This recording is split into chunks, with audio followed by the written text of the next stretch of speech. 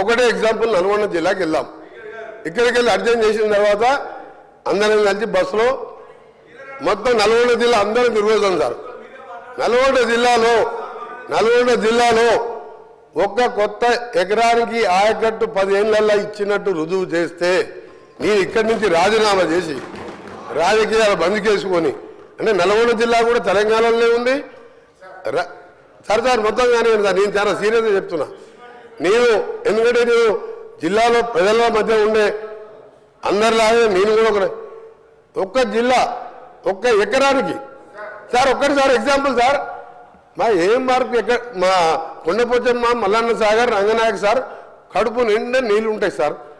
ఆ నుంచి ఒక 200-300 కోట్లు పెడితే ఆలేరులో గంధమల్ల రిజర్వాయర్ వేరే టెండర్ పిలిచిండ్రు, క్యాన్సల్ చేసిండ్రు. 16-20 కిలోమీటర్ లైన్ వేస్తే 1.5 ఎకరాలు నీళ్ళు సార్.